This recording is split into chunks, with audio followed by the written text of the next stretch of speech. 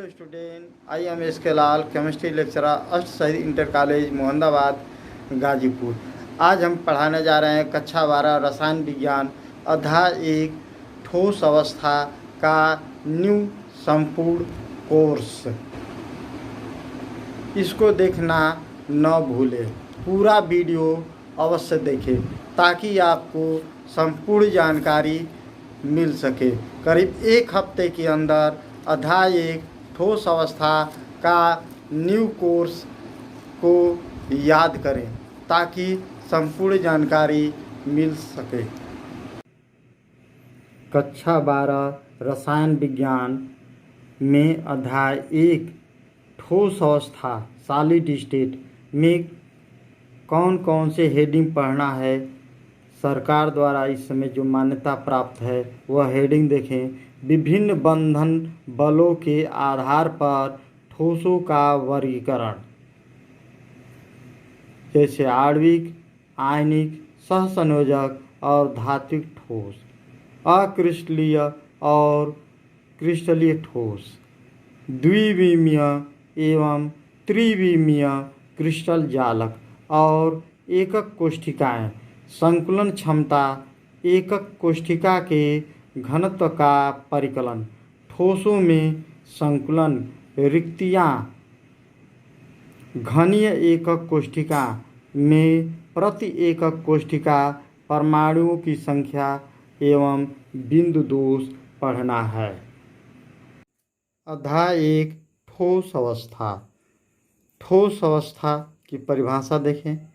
पदार्थ की वह अवस्था जिसमें अणु, परमाणु या आयन परस्पर आकर्षण बल द्वारा जुड़े होते हैं, ठोस अवस्था कहलाती है। इन्हें दो वर्गों में वर्गीकृत किया गया है। पहला अक्रिस्टलीय ठोस एवं दूसरा क्रिस्टलीय ठोस। पहला हेडिंग देखें, अक्रिस्टलीय ठोस। वे ठोस जिनका कोई निश्चित ज्यामितीय रूप नहीं होता एवं इनमें लघु परास व्यवस्था पाई जाती है, अक्रिस्टलीय ठोस कहलाते हैं। उदाहरण देखें, कांच, रबड़, प्लास्टिक, मोम आदि। रबड़ को गर्म करेंगे तो लघु आकार के हो जाएंगे, इसलिए इन्हें लघु परास व्यवस्था कहते हैं। और प्लास्टिक को भी गर्म करेंगे तो लघु हो जाएंगे, और मोम को भी गर्म करेंगे तो लघु रूप में हो जाते हैं, इसलिए इनमें लघु परास व्यवस्था पाई जाती है। और इनकी ज्यामितीय रूप निश्चित नहीं होता है। जैसे आप देखे होंगे, हवाई चप्पल रबड़ का बना होता है, उसको जिस आकार का चाहे मोड़ सकते हैं। प्लास्टिक को भी जिस प्रकार का चाहे मोड़ सकते हैं। अब पढ़ें क्रिस्टलीय ठोस, दूसरा हेडिंग है। वे ठोस जिनमें अवयवी कण, अणु, परमाणु या आयन एक निश्चित प्रकार से व्यवस्थित रहते हैं एवं इनमें दीर्घ परास व्यवस्था पाई जाती है, क्रिस्टलीय ठोस कहलाते हैं। उदाहरण देखें, लोहा, एल्युमिनियम, कॉपर, प्लेटिनम, टंगस्टन आदि। आप देखे होंगे, लोहा को लोहार लोग गर्म करते हैं और पीटते हैं तो यह बढ़ जाता है, और बढ़ा करके कोई अन्य उपकरण तैयार करते हैं। उसी तरह से एल्युमिनियम, प्लेटिनम, टंगस्टन, इसको गर्म करके पीटने पर यह बढ़ेगा, और जबकि अक्रिस्टलीय ठोस है वह लघु रूप में हो जाता है। रबड़ को गर्म करेंगे, अक्रिस्टलीय ठोस है, और पीटेंगे तो छोटा हो जाएगा, और लोहा को गर्म करेंगे और पीटेंगे तो बड़ा हो जाएगा। क्रिस्टलीय ठोस 4 प्रकार के होते हैं। फर्स्ट है आणविक ठोस, मॉलिक्यूलर सॉलिड। वे ठोस जिनमें अणु एक दूसरे से क्षीण आकर्षण बल द्वारा बंधे रहते हैं, आणविक ठोस कहलाते हैं। ये विद्युत के कुचालक होते हैं। इनके गलनांक और क्वथनांक नीचे अर्थात लो होते हैं। ये नर्म एवं मुलायम होते हैं, जैसे शुष्क H2, शुष्क CO2, I2, फास्फोरस, परंतु कुछ कठोर होते हैं, जैसे शुष्क H2O, बर्फ आदि। हाँ, हाइड्रोजन गैस अवस्था में होता है। इतना ठंडा करें कि द्रव, और द्रव से भी जब ठोस अवस्था में हो जाएगा तो उसे कहेंगे शुष्क H2 यानी शुष्क हाइड्रोजन। और वह कैसा रहेगा? नरम रहेगा। और उसी प्रकार CO2 गैस के रूप में होता है। इतना ठंडा करें कि वह भी ठोस के रूप में हो जाए तो वह कैसा रहेगा? नर्म ठोस रहेगा। आयोडीन भी नर्म ठोस ही होता है। फास्फोरस भी नर्म ठोस होता है। अब सेकेंड हेडिंग है आयनिक ठोस। वे ठोस जो गलित अवस्था अथवा जलीय विलयन में आयनित हो जाते हैं, आयनिक ठोस कहलाते हैं। ये कठोर परंतु भंगुर होते हैं। इनका गलनांक उच्च होता है। ये गलित अवस्था अथवा जलीय विलयन में विद्युत के चालक होते हैं, जैसे NaCl, KCl, MgO, MgCl2, zinc sulphide, silver iodide आदि। सोडियम आयन और क्लोराइड आयन में आयनित हो जाते हैं। इन्हीं आयनों के द्वारा ये विद्युत का संचालन करते हैं। अब थर्ड हेडिंग पढ़ें धात्विक ठोस, मेटालिक सॉलिड्स। जो ठोस धातुओं के गुण प्रदर्शित करता है उसे धात्विक ठोस कहते हैं। फर्स्ट, ये विद्युत के सुचालक होते हैं। सेकेंड, ये कठोर परंतु आघात वर्ध होते हैं। थर्ड, इनके गलनांक एवं क्वथनांक साधारणतः उच्च होते हैं। उदाहरण देखें, लोहा, एल्युमिनियम, तांबा, चांदी, मैग्नीशियम, प्लेटिनम, टंगस्टन आदि। ये जल्दी गलते नहीं हैं। इनके क्वथनांक उच्च होते हैं। जैसे लोहा का गलनांक 1500 डिग्री सेंटीग्रेड, एल्युमिनियम का गलनांक 600 डिग्री सेंटीग्रेड। चौथा हेडिंग पढ़ें सहसंयोजक ठोस।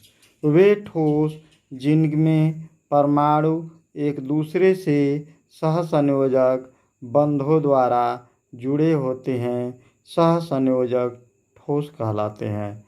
पहला, इन ठोसों के गलनांक तथा क्वथनांक बहुत ऊंचे होते हैं। दूसरा, ये कठोर तथा दृढ़ होते हैं। तीसरा, ये विद्युत के दुर्बल चालक होते हैं। उदाहरण है सिलिकॉन कार्बाइड, काला phosphorus, boron nitride, aluminium nitride आदि। ये सब सहसंयोजक बंध द्वारा बंधे होते। अब पढ़ेंगे क्रिस्टल जालक या त्रिविम जालक। क्रिस्टल में कणों जैसे अणु, परमाणु या आयनों की त्रिविम व्यवस्था को क्रिस्टल जालक या त्रिविम जालक कहते हैं। त्रिविम व्यवस्था का मतलब लंबाई, चौड़ाई और ऊंचाई में गोलों को जोड़ा जाए तो उसे त्रिविम व्यवस्था कहते हैं। ये क्रिस्टलीय जालक एक विमीय, द्विविमीय या त्रिविमीय हो सकते हैं। पहला देखें, एक विमीय जालक।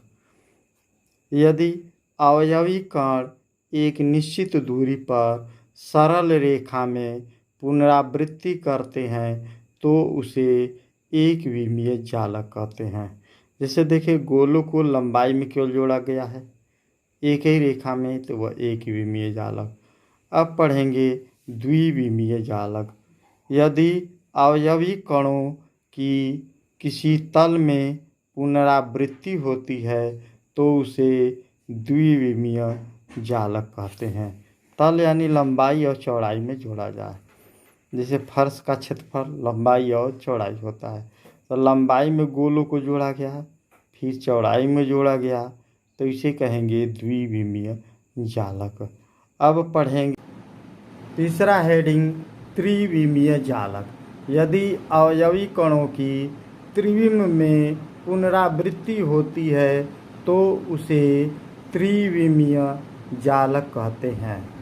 जैसे घन है, घन में यदि हम लंबाई में 10, 50 या 100 गोले रख दें, उसी तरह से चौड़ाई में भी 10, 50 या 100 गोले रखें, और ऊंचाई में भी 10, 50 और 100 गोले रखें, और सबको जोड़ देंगे तो जालक प्राप्त हो जाएगा।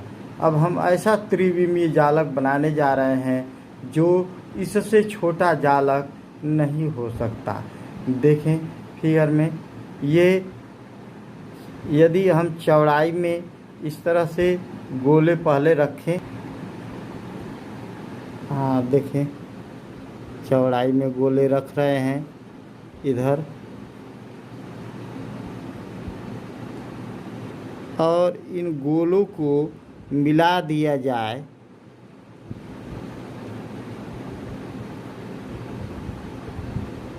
इसी तरह से,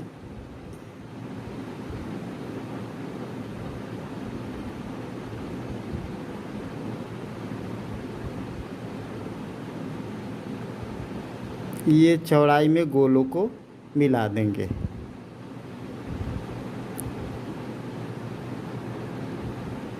अब लंबाई में इसके मध्य बिंदु में गोला लेंगे,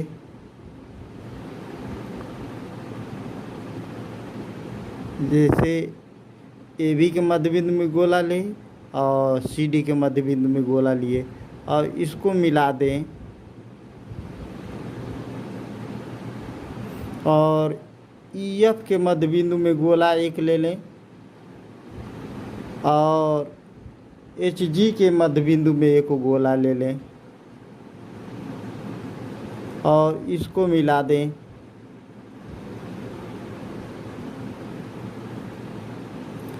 और बी ई अथवा ए ई जैसा, बी एफ अथवा ए ई जैसा संरचना इसमें प्राप्त हो जाएगा, इसको मिला दें, और सी जी अथवा डी एच के समान संरचना प्राप्त होगा, इसको भी मिला दें, और ये कटान बिंदु है इसमें भी गोला ले लें और इसको मिला दें,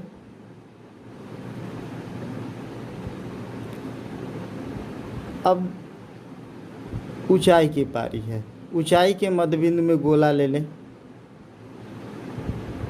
और बी सी भी ऊंचाई के मध्य बिंदु में गोला लें और इसको मिला दें,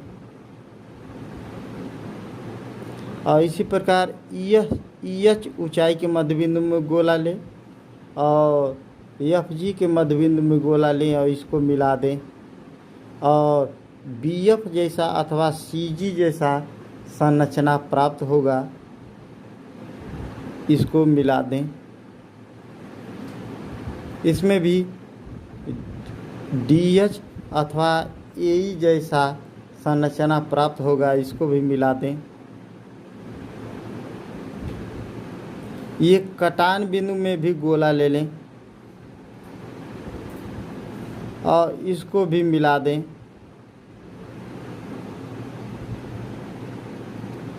इस प्रकार इसमें भी कटान बिंदु हो रहे हैं।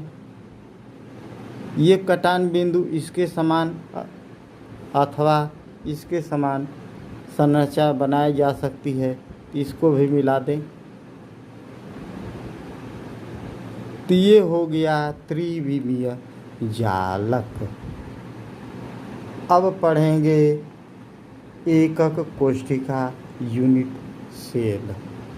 एकक कोष्ठिका यूनिट सेल में देखें, किसी क्रिस्टल में सूक्ष्मतम जालक बिंदुओं का वह समूह जिसकी त्रिआयामी पुनरावृत्ति करने पर क्रिस्टल का संपूर्ण जालक प्राप्त होता है, एकक कोष्ठिका कहलाता है। इसे दो संवर्गों में बांटा जा सकता है। पहला आद्य घनीय एकक कोष्ठिका एवं दूसरा केंद्रित घनीय एकक कोष्ठिका। एकक कोष्ठिका का फिगर बनाए देखें। उसी तरह से जैसे ये क्रिस्टल बनाए थे वैसा ही इसकी संरचना इसमें बनाए। देखें संरचना,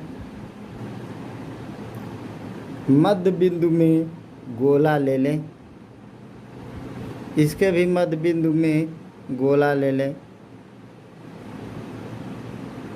मध्य बिंदु में कितना हो गोला ले सकते हैं, लेकिन हम सबसे छोटी संरचना बनाने जा रहे हैं।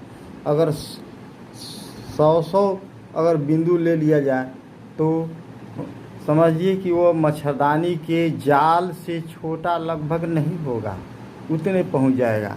अब हम केवल एक एक बिंदु बीच में रखे हैं मध्य में, तो ये सब इतने जाल के रूप में तैयार हुआ है। त्रिविमीय जालक या क्रिस्टल जालक भी इसे बोलते हैं। अब इसी जालक में एक घन के समान संरचना निकालना है। अब उसी तरह से वो संरचना बनेगा जैसा एक क्रिस्टल जालक बना है। देखें, चौड़ाई के मध्य बिंदु में गोला ले लिए और इसको मिला दिए।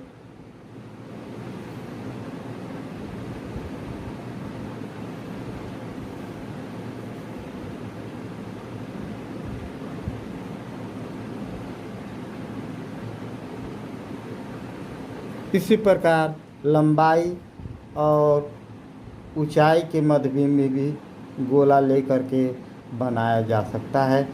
देखें, और इसको हम मिला दें। इसके कटान बिंदु पर भी एक गोला रख दें और इसको हम मिला दें।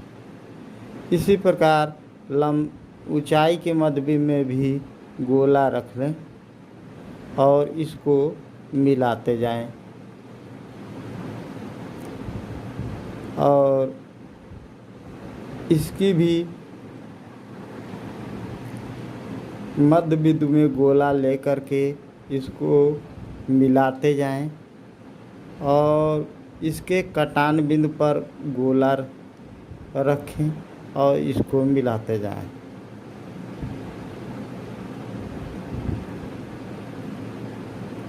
और नया कटान बिंदु आ रहा है, इसमें भी गोला रखें और मिला दें। तो यह भी क्रिस्टल जालक जैसा बन गया, लेकिन इसमें एक घन के समान संरचना निकालना है। हाँ, इसके समान एक घन जैसे PQRSTUVW जैसा इसमें से एक संरचना निकालें। PQRSTUVW जैसा इसमें संरचना हम ले लें तो इसे हम कहेंगे एकक कोष्ठिका। एकक कोष्ठिका या यूनिट सेल कहेंगे। एकक कोष्ठिका के प्रकार में पहला पढ़ें हेडिंग आद्य घनीय एकक कोष्ठिका, प्रिमिटिव क्यूबिक यूनिट सेल। जब अवयवी कण एकक कोष्ठिका के केवल कोनों पर उपस्थित हों तो उसे आद्य घनीय एकक कोष्ठिका कहा जाता है। इसे सरल घनीय एकक कोष्ठिका भी कहते हैं। इसमें प्रत्येक कोने पर स्थित परमाणुओं का योगदान 1/8 होता है। अतः आद्य घनीय एकक कोष्ठिका में परमाणुओं की कुल संख्या Z बराबर 1/8 गुणे 8 बराबर 1 होगी। जैसे लूडो की गोटी घन होती है। घन तो हमारे पास है नहीं, लूडो की गोटी है नहीं। हाँ देखो, ये घनाभ जी की आकृति का है डिब्बा।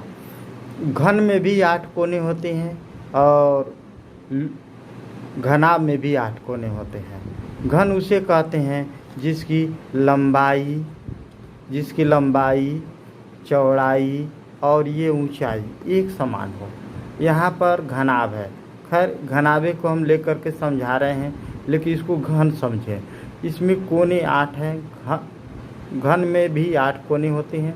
8 कोने पर अगर हम कील गाड़ दिया जाए, 8 कोने पर, ये 4 कोने इधर और 4 कोने इधर, 8 कोने पर यदि कील गाड़ दिया जाए और उसमें धागा बांध दिया जाए और 8 धागों को एक जगह मुट्ठी में इस तरह से लटकाया जाए, तो इस प्रकार से मुट्ठी पर एक कोने का भार कितना होगा? 1/8। उसी तरह से 8 कोनों का भार कितना हो जाएगा? यानी इस पूरे डिब्बे के भार के बराबर, यानी 8 गुणे 1/8 बराबर हो जाएगा 1। अब पढ़ेंगे दूसरा हेडिंग, केंद्रित घनीय एकक कोष्ठिका। तो वह एकक कोष्ठिका जिसमें अवयवी कण कोनों के अतिरिक्त अन्य स्थितियों पर भी स्थित होते हैं, केंद्रित घनीय एकक कोष्ठिका कहलाती है। ये 3 प्रकार की होती है। पहला, अंतः केंद्रित घनीय एकक कोष्ठिका। दूसरा, फलक केंद्रित घनीय एकक कोष्ठिका। तीसरा, अंत्य या आधार केंद्रित घनीय एकक कोष्ठिका। फर्स्ट हेडिंग है अंतः केंद्रित घनीय एकक कोष्ठिका, जिसे BCC कहते हैं, body centred cubic unit cell. वह एकक कोष्ठिका जिसमें अवयवी कण, अणु, परमाणु अथवा आयन एकक कोष्ठिका के कोनों के साथ साथ कोष्ठिका के अंतः केंद्र में भी एक परमाणु स्थित होता है, उसे अंतः या काय केंद्रित घनीय एकक कोष्ठिका कहते हैं। इसे BCC से प्रदर्शित करते हैं। देखें, ये कोने 8 हैं। अब देखें, कोनों पर स्थित 8 परमाणुओं का योगदान कितना होगा? 1/8 गुणे 8 बराबर 1, तथा अंतः केंद्र में स्थित एक परमाणु का योगदान 1। अंतः केंद्र में देखें, इसको बिल्कुल अंतः केंद्र में कैसे मालूम चलेगा? इसके विकर्ण को और इसके विकर्ण को मिलाएंगे तो बिल्कुल अंतः केंद्र में, जैसे गोले का केंद्र कहाँ होता है? बिल्कुल मध्य में, उसी तरह से इसके भी मध्य में, तो इसे कहेंगे अंतः केंद्र। अंतः केंद्र में एक परमाणु का योगदान होता है। अतः BCC में स्थित कुल परमाणुओं की संख्या Z बराबर 1 बराबर 2 होगी। हाँ, लूडो की गोटी घन होती है, उसमें लंबाई, चौड़ाई और ऊंचाई एक बराबर होती है। घन तो हमारे पास है नहीं, इस डिब्बे को ही लेकर के देख रहे हैं। ये डिब्बा घन नहीं, घनाभ है। घनाभ में देखो लंबाई और चौड़ाई और ऊंचाई भिन्न भिन्न होती है, और घन में लंबाई, चौड़ाई और ऊंचाई एक समान होती है। खैर, घनाभ में भी 8 कोने होते हैं और घन में भी, तो इसी को हम लेकर के समझा रहे हैं। यदि 8 कोनों पर कील गाड़ दिया जाए, जैसे ये 4 कोने हैं और 4 कोने ये भी है, इस प्रकार से 1 2 3 4 5 6 7 और 8 कोने पर कील गाड़ करके धागा बांध दिया जाए। 8 कोनों को एक जगह स्थिर किया जाए, एक मुट्ठी पे कर दिया जाए इस तरह से। तो इस मुट्ठी पर एक कोने का भार कितना होगा? 1/8। तो उसी तरह से 8 कोनों का भार इस मुट्ठी पर कितना होगा? इस पूरे डिब्बे के भार के बराबर, यानी घन के भार के बराबर। तो 8 कोने का भार कितना होगा? 8 गुणे 1/8 बराबर इस पूरे डिब्बे के भार के बराबर। अब अंतः केंद्र में देखें, इसके ठीक मध्य में अंदर की ओर जो केंद्र में है उसमें गोला रखा जाए, उसमें गांठ दे दी जाए और इस तरह से स्थिर किया जाए, तब भी स्थिर रह सकता है। अर्थात कुल क बार स्थिर रहेगा? 2 बार। एक बार कोनों द्वारा, दूसरा का अंतः केंद्र में गोला कर दिया जाए, गांठ बांध दिया जाए रस्सी से और स्थिर किया जाए। इसलिए बीसीसी के लिए Z बराबर 2 होता है। अब सेकेंड हेडिंग है फलक केंद्रित घनीय एकक कोष्ठिका, face centred cubic unit cell, जिसे FCC भी कहते हैं।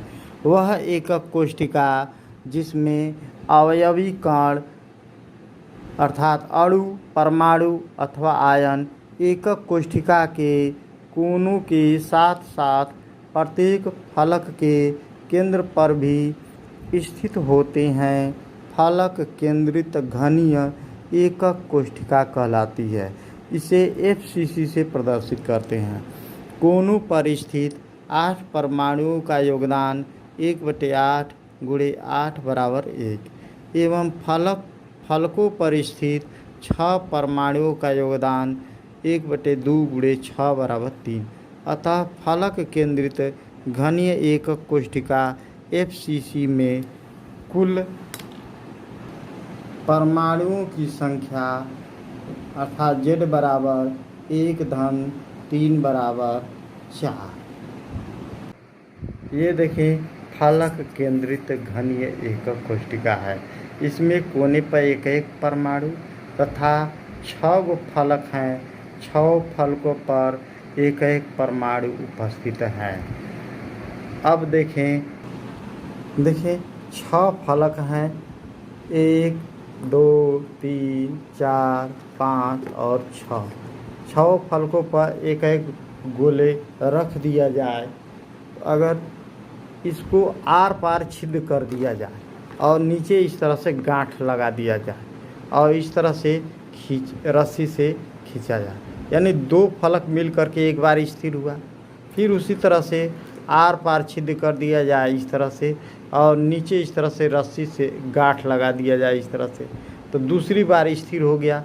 फिर उसी तरह से यहाँ पर भी छिद्र कर दिया जाए, आर पार छिद्र कर दिया जाए और नीचे इसमें गांठ लगा दिया जाए और इस तरह से स्थिर कर दिया जाए। कुल 3 बार स्थिर हुआ और 8 कोनों द्वारा 8 कोनों पर एक कील गाड़ दिया जाए 8 कोनों पर, और 8 कोनों का इस तरह से स्थिर किया जाए। तो प्रत्येक कोने का भार कितना होगा इस मुट्ठी पर? 1/8। तो 8 कोने का भार कितना हो जाएगा? 1/8 × 8 = 1। इस तरह से 6 प्रत्येक फलक का भार 1/2 होता है। जिससे मान लीजिए आर पार छिद्र कर दिया जाए तो 2 फलक मिल कर के यह स्थिर रह रहे हैं एक बार, और फिर आर पार छिद्र कर दिया जाए, फिर ये 2 फलक मिल कर के स्थिर रहे, फिर आर पार छिद्र कर दिया जाए, फिर इस तरह से 2 फलक मिल कर के स्थिर रहे, इस तरह से 3 बार स्थिर रहे। तो 8 कोनों द्वारा 1 और 6 फलक द्वारा 3, तो इसलिए FCC के लिए Z बराबर 4 आता है।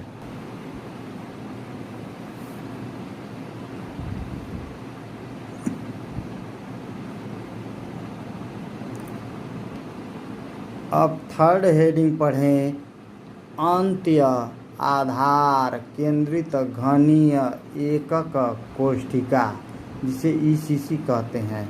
इंड या base centred cubic unit cell, वह एकक कोष्ठिका जिसमें अवयवी कण एकक कोष्ठिका के कोनों के साथ साथ किन्हीं 2 विपरीत फलकों के केंद्र में भी पाए जाते हैं, अंत्य केंद्रित घनीय एकक कोष्ठिका ECC कहलाती है।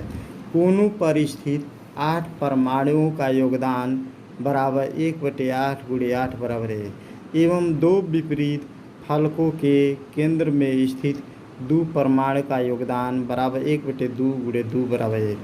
अतः अंत केंद्रित घनीय एकक कोष्ठिका ECC में स्थित कुल परमाणुओं की संख्या Z बराबर 1 धन 1 बराबर 2 होती है। जैसे लूडो की गोटी घन होती है तो लूडो की गोटी जिस आधार पर रहती है उसको लिया जाए, और लूडो की गोटी जो अंक आता है देखते हैं उसको ऊपर लिया जाए, केवल आधार और अंत में ही लिया जाए। तो लूडो गोटी में तो 1 2 3 4 5 6 सब अलग अलग होते हैं, लेकिन इसमें सभी में एक एक गोले, एक ऊपर और एक नीचे, तो एक आधार पर और एक अंत पर, इंड पर। तो इस तरह से मध्य में रहते हैं गोले, और इसके मध्य में ये आर पार छिद्र कर दिया जाए और नीचे गांठ लगा दिया जाए, इसमें रस्सी डाल दिया जाए, गांठ लगा दिया जाए, तो इस तरह से एक बार स्थिर रहेंगे। और 8 कोनों पर एक एक कील गाड़ दिया जाए, तो 8 कोनों में धागा लटका दिया जाए, स्थिर मुट्ठी में पकड़ लिया जाए। मुट्ठी पर एक कोने का भार कितना होगा? 1/8। तो 8 कोने का योगदान 1/8 × 8 बराबर है, और आधार और अंत मिलकर के योगदान 1/2 × 2 बराबर 1। इस प्रकार से ECC के लिए Z बराबर 12 है। एक बार पुनः देखें, ये है सरल घनीय जिसमें केवल 8 कोने पर गोले हैं, और ये देखे हैं काय केंद्रित या BCC कहते हैं, जिसमें 8 कोने पर और बिल्कुल अंतः केंद्र पर एक गोला है। और तीसरा ये देखें फलक केंद्रित घनीय एकक कोष्ठिका देखें, इसमें 8 कोने पर और 6 फलकों पर गोले हैं। अब देखें किसी क्रिस्टल अथवा एकक कोष्ठिका के घनत्व की गणना करने के लिए निर्धारित सूत्र। घनत्व D बराबर होता है Z × M बटा में A³ × Na। यहाँ D क्या है? क्रिस्टल अथवा एकक कोष्ठिका का घनत्व है। Z क्या है? प्रति इकाई सेल में उपस्थित परमाणुओं की संख्या है। जैसे BCC के लिए Z बराबर 2 पढ़े थे, FCC के लिए Z बराबर 4 एवं ECC के लिए Z बराबर 2 होता है। M बराबर क्या है? तत्व का परमाणु भार। Na क्या है? अवोगाद्रो संख्या, इसका मान होता है 6.022 × 10⁻23 अथवा 6.023 × 10⁻23। वास्तविक में होता है 6.0225 × 10⁻23 तक। A बराबर होता है इकाई सेल के किनारों की लंबाई। अब पढ़ेंगे संकुलन क्षमता। किसी क्रिस्टल जालक में उपस्थित अवयवी कण जालक के कुल आयतन का जितना भाग घेरते हैं उसे क्रिस्टल जालक की संकुलन क्षमता कहते हैं। संकुलन क्षमता बराबर होता है क्रिस्टल जालक के अवयवी कण का आयतन बटा क्रिस्टल जालक का कुल आयतन। अब पढ़ेंगे ठोसों में संकुलन।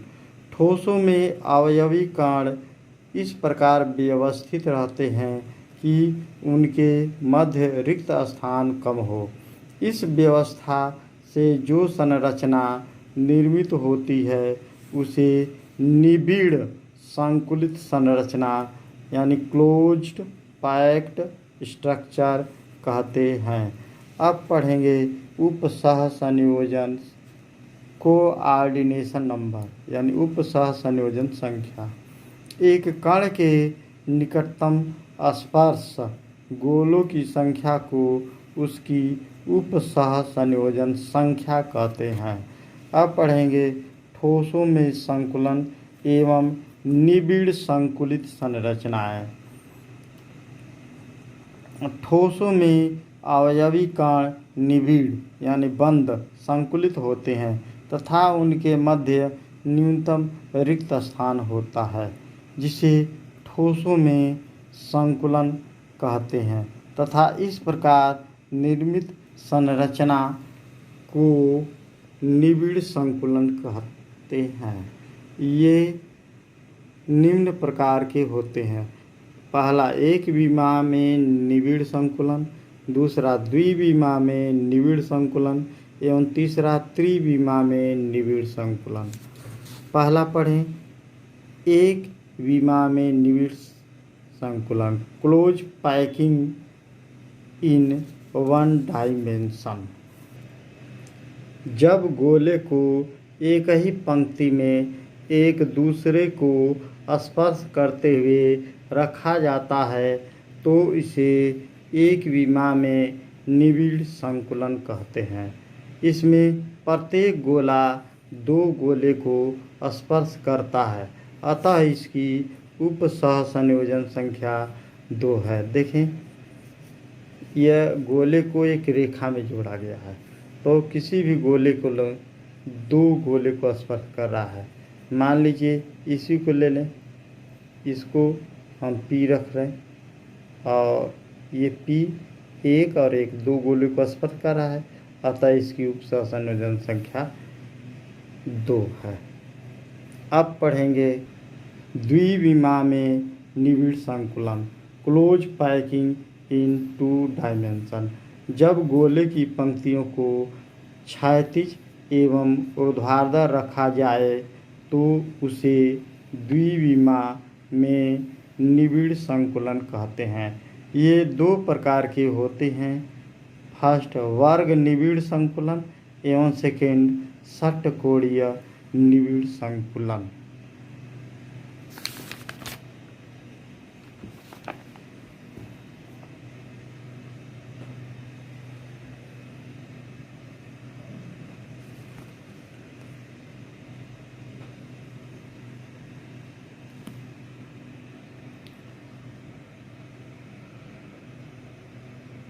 फर्स्ट हेडिंग है वर्ग निबिड़ संकुलन, स्क्वायर क्लोज पैकिंग।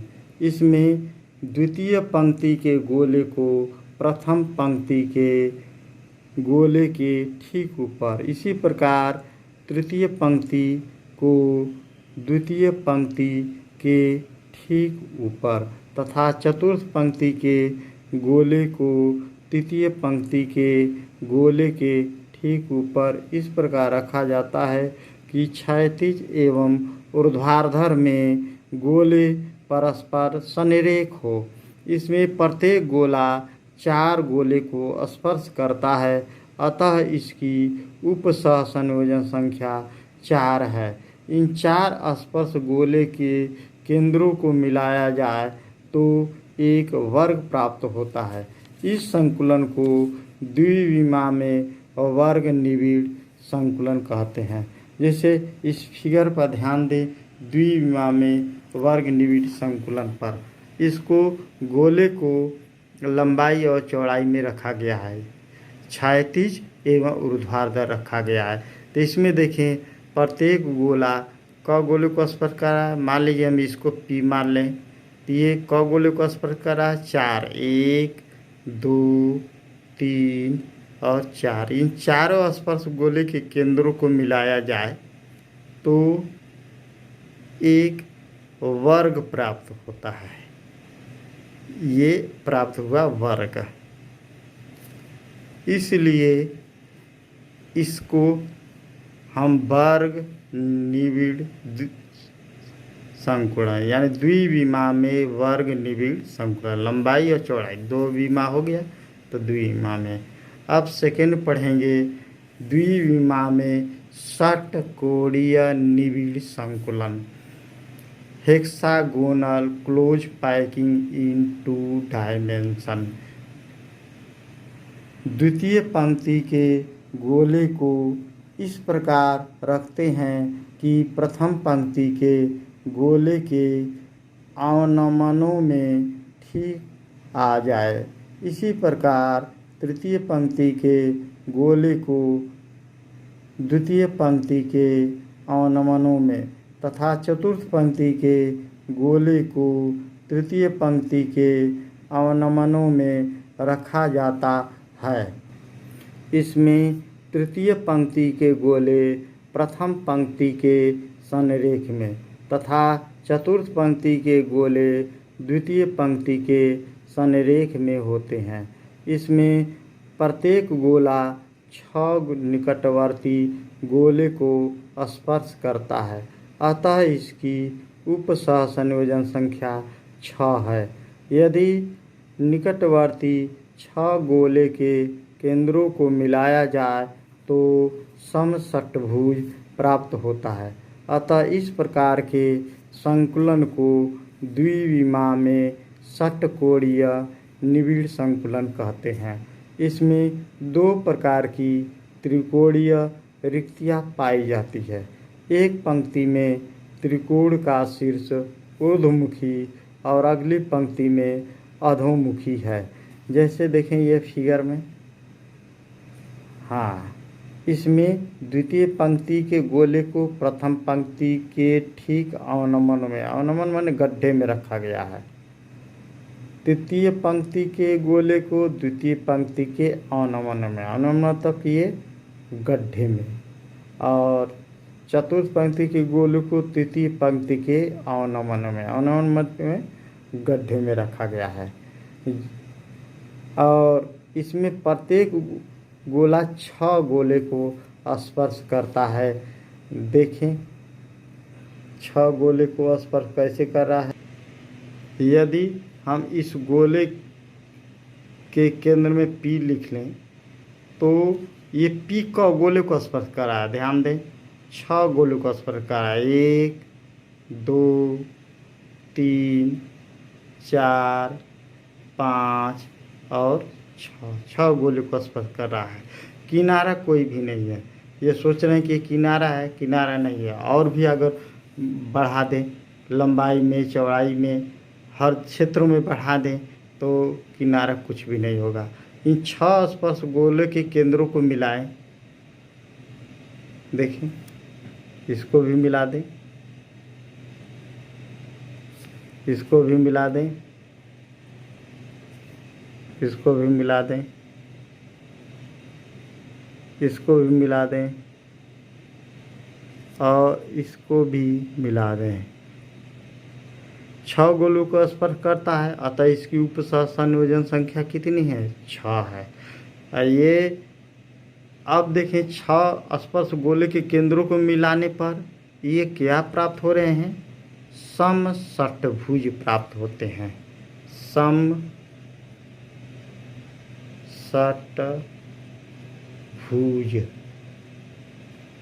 प्राप्त हो रहे हैं। अतः इस कारण इसे द्विविमा में षट्कोणीय निबिड़ संकुलन कहते हैं। इसमें देखें एक पंक्ति में त्रिभुज का शीर्ष नीचे की ओर है तो इसे अधोमुखी कहेंगे, और दूसरी पंक्ति में देखें त्रिभुज का शीर्ष देखें दूसरी पंक्ति में ऊपर की ओर है, इसलिए इसे ऊर्ध्वमुखी कहेंगे। जिसका मुख त्रिभुज में इसका शीर्ष है ऊर्ध्वमुखी है। इस प्रकार से इसमें 2 प्रकार की त्रिकोणीय आकृतियाँ पाई जाती है।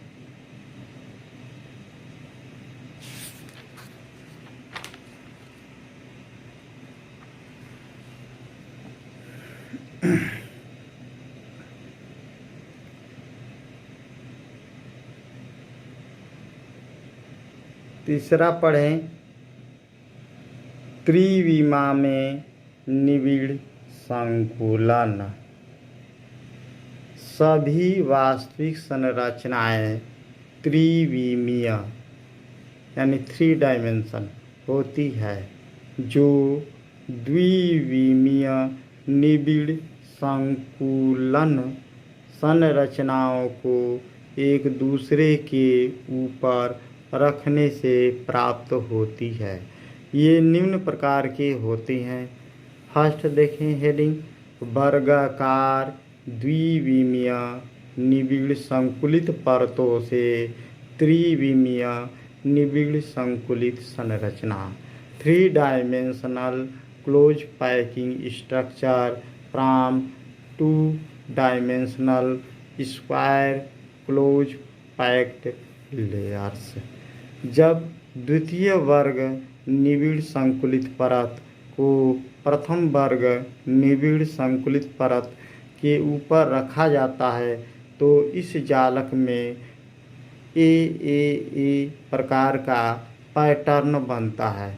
यह घन की आकृति का तथा उसकी एकक कोष्ठिका आद्य घनीय एकक कोष्ठिका है।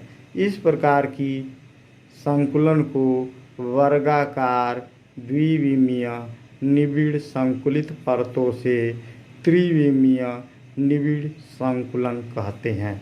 यह फिगर देखें, ये गोले को लंबाई में रखा गया और चौड़ाई में भी रखा गया और ऊंचाई में, अर्थात दो वर्ग निबिड़ को जोड़ देते हैं तो ये त्रिविमा में निबिड़ संकुलन प्राप्त हो रहा है। देखें, जैसे दो वर्ग को जोड़ करके घन प्राप्त किया जाता है तो ऐसा ही देखो घन की आकृति जैसा ऐसा संरचना बन रही है। देखो ये गोला, ये गोले के केंद्र को मिलाया जाए और फिर अंदर भी गोले हैं जो एक वर्ग के ऊपर एक वर्ग को जोड़ रखा जाता है तो उस प्रकार कुछ ढक जाते हैं। तब ये यहाँ पर देखें फिगर में इस अंदर वाले गोले के केंद्रों को मिलाया जाए इस तरह से। देखें ये दो वर्ग मिलाने पे एक घन बनता है तो उसी तरह से इसको मिला दिया जाए और इसको ऐसे कर दिया जाए ये, तो देखें ये घन प्राप्त हो गया।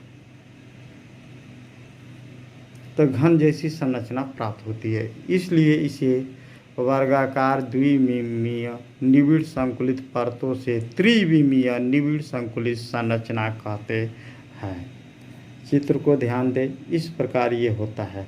इसमें ए व्यवस्था से बनने वाला घनीय जालक होता है। ध्यान से देख लें फिगर को, इस प्रकार से होती है संरचना।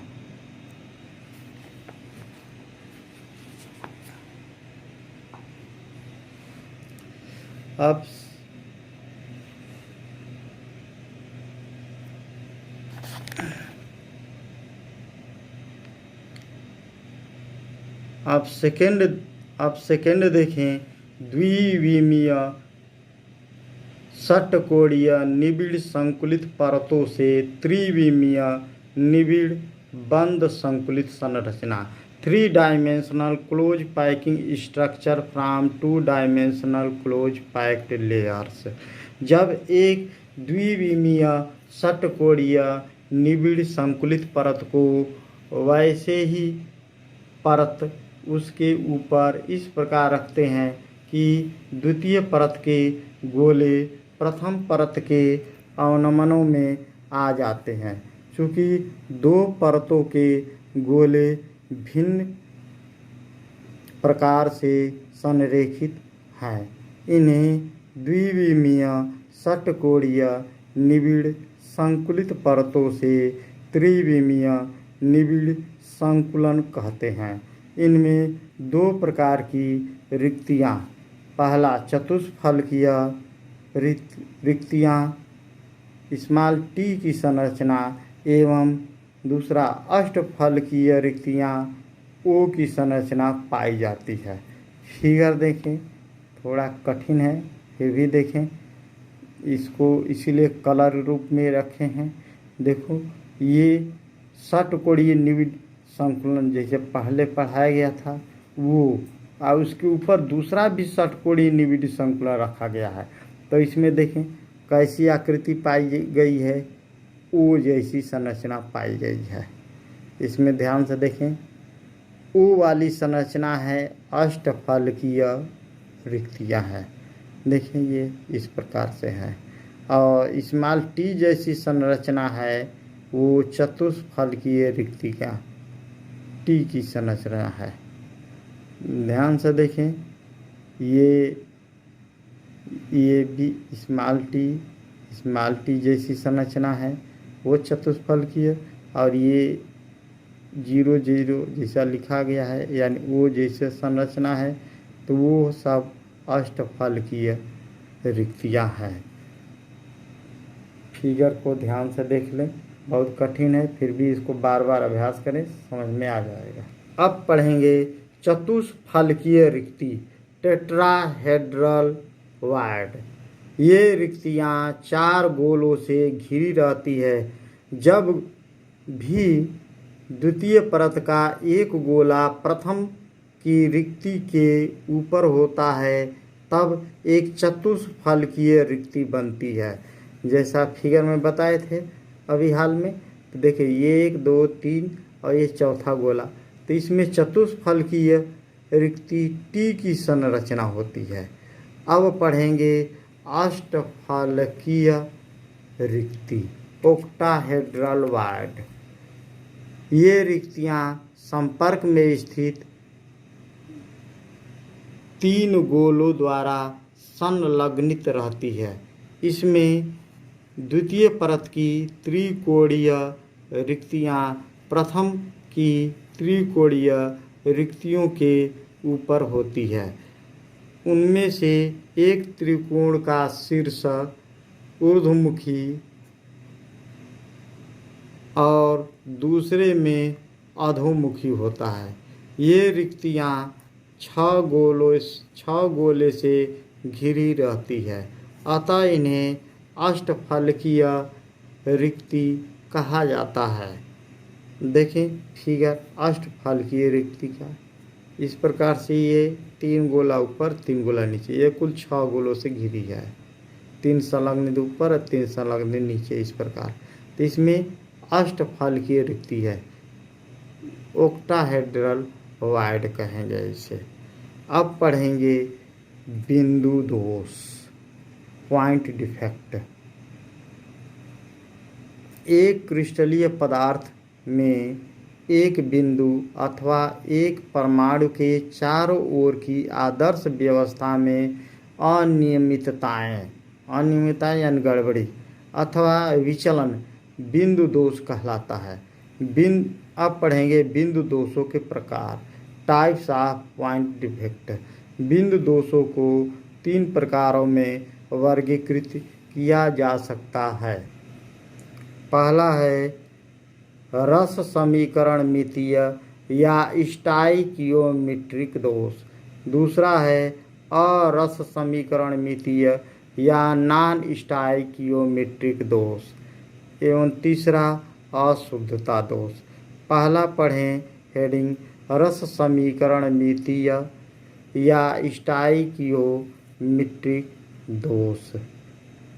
वे बिंदु दोष जिसके क्रिस्टल में धनायनों व ऋणायनों का अनुपात परिवर्तित नहीं होता है, रस समीकरण मितीय दोष कहलाता है। ये निम्न प्रकार के होते हैं। फर्स्ट, शाटकी दोष। जर्मन वैज्ञानिक शाटकी 1930 के अनुसार जब किसी क्रिस्टल से समान संख्या में धनायन और ऋणायन अपने निर्धारित स्थान छोड़ देते हैं, शाटकी दोष कहलाता है। इसमें क्रिस्टल का घनत्व कम हो जाता है, जैसे sodium chloride, potassium chloride, potassium bromide, silver bromide, caesium chloride आदि में। यह फिगर देखें, ए की जगह पर धनायन जैसे सोडियम, पोटेशियम, सिल्वर, सीजियम होगा, और बी की जगह पर क्लोरीन अथवा ब्रोमीन होगा। तो फिगर देखें, यहाँ पर धनायन के अगल बगल हमेशा ऋणायन होते हैं, यानी धनायन ऋणायन से घिरे होते हैं और ऋणायन धनायन से घिरे होते हैं। तो ये है तो बी ए बी इस प्रकार है। बी है, यहाँ पे ये होना चाहिए लेकिन अनुपस्थित हो गया, तो धनायन के अनुपस्थिति से रिक्ति का निर्माण। और यहाँ पर भी देखें, यहाँ पे ए बी होना चाहिए लेकिन वह अनुपस्थित हो गया, तो इसे कहेंगे ऋणायन के अनुपस्थिति से रिक्ति का निर्माण। अब इसका देखें, द्रव्यमान तो कम हो गया और आयतन वही है, इसलिए इसका घनत्व भी कम हो जाता है, क्योंकि घनत्व बराबर होता है द्रव्यमान बटा में आयतन। अब पढ़ेंगे सेकेंड हेडिंग फ्रैंकल दोष। रूसी वैज्ञानिक फ्रैंकल 1926 के अनुसार जब किसी क्रिस्टल से धनात्मक आयन अपने स्थान से हटकर अंतराकाशीय स्थल में चले जाते हैं, इसे फ्रैंकल दोष कहते हैं। इसका घनत्व भी कम हो जाता है, जिसे zinc sulphide, silver chloride, silver bromide, silver iodide आदि में। हम देखें इस फिगर में एक जगह पर धनायन है, अर्थात जिंक सिल्वर हो सकते हैं, और बी की जगह पर ऋणायन है, जैसे सल्फर, क्लोरीन, ब्रोमीन अथवा आयोडीन हो सकते हैं। तो देखिए धनायन के अगल बगल ऋणायन होते हैं, तो धन के बाद यह ऋण है। यहाँ पर भी बी है तो यहाँ पर ए होना चाहिए, लेकिन ए हट करके अपना अंतराकाशीय स्थल में चले जाते हैं। जैसे मच्छरदानी का जाल होता है तो जाल में जो स्थान गैप होता है, उसी तरह से यहाँ पर भी समझे कि इसमें अंतराकाशीय स्थल है। तो अंतराकाशीय स्थल में धनायन चला गया तो इसे कहेंगे रिक्त स्थान हो गया, तो इस रिक्त स्थान को कहेंगे अंतराकाशीय स्थल में धनायन के चले जाने से रिक्ति का निर्माण। इसको फ्रैंकल ने बताया था, इसीलिए इसको फ्रैंकल दोष कहते हैं। अब दूसरा हेडिंग है अरस समीकरण मितीय या नॉन स्टाइकियोमेट्रिक दोष। वे बिंदु दोष जिसके क्रिस्टल में धनायनों व ऋणायनों का अनुपात परिवर्तित हो जाता है, अरस समीकरण मिति दोष कहलाता है। ये निम्न प्रकार के होते हैं। फर्स्ट हेडिंग धातु अधिकता दोष। वे क्रिस्टल जिनमें से कोई ऋणायन अनुपस्थित हो जाता है तथा धातु की विद्युत उदासीनता बनाए रखने के लिए उनमें एक इलेक्ट्रॉन समावेशित हो जाता है, इस प्रकार के दोष को धातु अधिकता दोष कहते हैं। जैसे sodium chloride, potassium chloride, lithium chloride में देखें एक जगह पर Na या Li होगा और बी की जगह पर क्लोरीन होगा। तो देखें धनायन के अगल बगल हमेशा ऋणायन होते हैं, ऋणायन के अगल बगल हमेशा धनायन होते हैं। तो देखें बी ए के बाद बी होना चाहिए, लेकिन वो चला गया, तो इसमें इसको लिखेंगे यहाँ पर एक इलेक्ट्रॉन समावेशित हो गया है, इसलिए लिखेंगे धनायन के अनुपस्थित होने से एक इलेक्ट्रॉन का समावेशित होना। अब पढ़ेंगे, हाँ इसको पहले जान लें कि इसमें एक धातु है और बी अधातु है, तो इसी में जो भी है गिन लें, धातु अधिक हो जाएगा और अधातु कम हो जाएगा, तो इसलिए इसे कहेंगे धातु अधिकता दोष। अब दूसरा सेकेंड हेडिंग है धातु न्यूनता दोष, मेटल डिफिशियंसी डिफेक्ट। जब किसी क्रिस्टल से एक धनायन अनुपस्थित हो जाता है तो धातु की विद्युत उदासीनता बनाए रखने के लिए एक परमाणु उच्च ऑक्सीकरण अवस्था में आ जाता है। इस प्रकार के दोष को धातु न्यूनता दोष कहते हैं। इसका घनत्व भी कम हो जाता है, जैसे ferrous oxide, ferrous sulphide, nickel oxide आदि में। फिगर देखें, ए धातु है और बी अधातु है। देखें धनायन के अगल बगल ऋणायन होते हैं, ऋणायन के अगल बगल धनायन। देखें ए है धन, बी ऋण है, यहाँ पे ए होना चाहिए लेकिन अनुपस्थित हो गया, तो धनायन के अनुपस्थिति से रिक्ति का निर्माण इसे लिखेंगे और ये उच्च ऑक्सीकरण अवस्था में आ जाता है ताकि आवेश का संतुलन बना रहे। इस फिगर में जो देख लीजिए, जो भी फिगर है धनायनों की संख्या और ऋणायनों की संख्या में अंतर समझ लें। अगर प्लस में देखा जाए और माइनस में देखा जाए तो सब बराबर हो जाएंगे, और ए धातु है और बी अधातु है, इसमें देखा जाए तो बी की संख्या कम हो जा रही है, ए की संख्या कम हो जा रही है और बी की संख्या अधिक हो जा रही है, अतः ये धातु न्यूनता दोष। अब पढ़ें तीसरा हेडिंग, अशुद्धता दोष, इम्प्यूरिटी डिफेक्ट। यह दोष किसी बाह्य अर्थात भिन्न प्रकार के आयन की उपस्थिति के कारण होता है। उदाहरण नंबर 1 देखें, NaCl में अर्थात इसको साधारण नमक बोलते हैं में स्ट्रांशियम क्लोराइड की सूक्ष्म मात्रा मिलाने पर कुछ स्ट्रांशियम आयन Na+ का स्थान ले लेते हैं। प्रत्येक स्ट्रांशियम आयन 2 सोडियम आयनों को प्रतिस्थापित करता है। यह एक आयन का स्थान ग्रहण करता है और दूसरा स्थान रिक्त रहता है। इस प्रकार के दोष को अशुद्धता दोष कहते हैं। दूसरा इसी प्रकार का उदाहरण कैडमियम क्लोराइड तथा सिल्वर क्लोराइड का ठोस विलयन है। चित्र अब देखें अशुद्धता दोष का। यहाँ पर सोडियम आयन धातु है, क्लोराइड अधातु है। तो देखें धनायन के अगल बगल हमेशा ऋणायन होते हैं। तो देखें ये धनायन ऋणायन क्लोराइड आयन, यहाँ पर सोडियम आयन होना चाहिए, लेकिन इसमें स्ट्रांशियम क्लोराइड सूक्ष्म मात्रा में मिलाई गई है, इसलिए स्ट्रांशियम पर 2 धनावेश होने के कारण यह 2 सोडियम आयन को स्थापित कर दे रहा है और एक धनायन अर्थात सोडियम आयन का स्थान रिक्त रहेगा।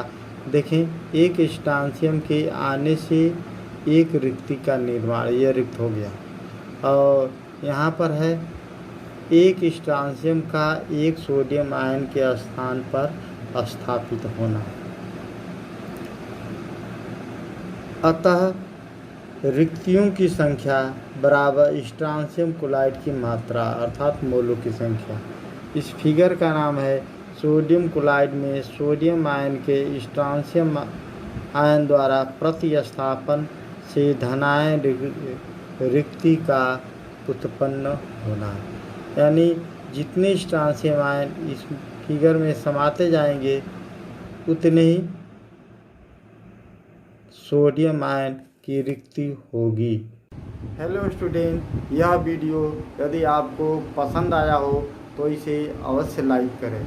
यदि अभी तक सब्सक्राइब नहीं किए हैं तो सब्सक्राइब अवश्य करें ताकि जो भी पढ़ाया जाए अपलोड करने पर मैसेज आपको शीघ्र पहुँचे।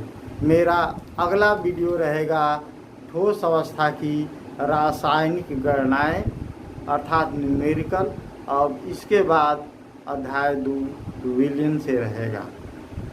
थैंक्स।